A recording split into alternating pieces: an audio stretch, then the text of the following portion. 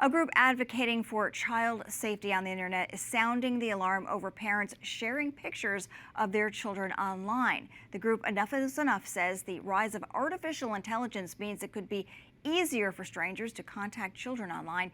There are also new apps that can generate fake and harmful photos based on real ones.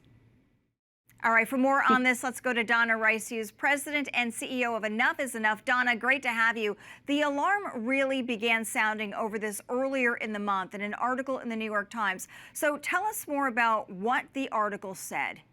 It was a warning to parents about sharing basically innocent pictures and videos of their children, which parents and grandparents have a tendency to do. I'm one. I've got 5 grandkids because we're so proud of these kids and we want to share them with our friends. But now with AI has just blown everything out of the water for good and also for evil. And there are now what is called nudifying apps. So anyone, a predator, a trafficker, a pornographer, or even another child can use these nudify apps. They can put a picture of your child, your very innocent child that, from vacation or back to school picture or anything. They can put it through one of these AI nudifying apps and create sexually explicit and pornographic images of your child. Wow.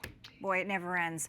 What does your research say about the dangers, right, of posting these pictures of children online? You just mentioned the nudifying app, but I'm also wondering, what ages are you talking about? Are we talking about young children? Well, we're worried about all of us, quite honestly, Tara. You and me. I mean, these nudifying apps will let any picture of anybody go through the nudifying app to create sexually explicit and pornographic types of images and even activities. So it's very scary. And of course, in the wrong hands, this is happening. So if parents are aware of that, I think it's really important. I mean, at Enough is Enough, we've always encouraged parents to be careful about what they're posting about their child. For instance, even back to school pictures or where they're going to school or them in their cheerleading uniform or their sports uniform and the name of their school. Even that, this is beyond nudifying apps,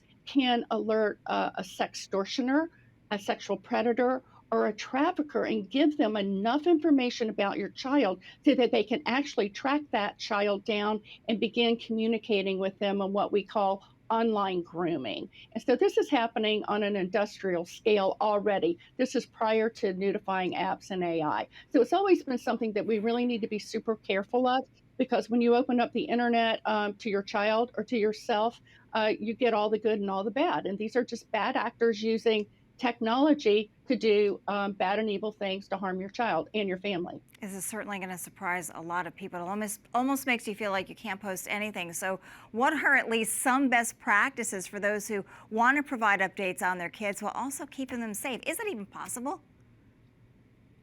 Well, I think it is.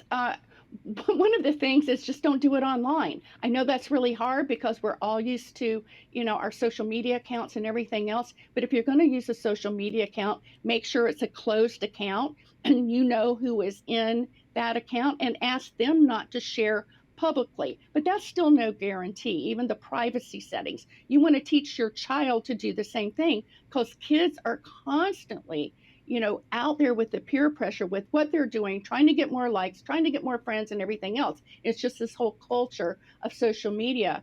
But I can tell you what we're doing in our family. Most of the pictures of our grandchildren, we're just sharing by text and email. Wow. Boy, better safe than sorry, right? I know. Donna Rice Hughes, President and CEO of Enough is Enough. Thanks so much for joining us. Such important information. Thank you, Tara. Thanks for having me.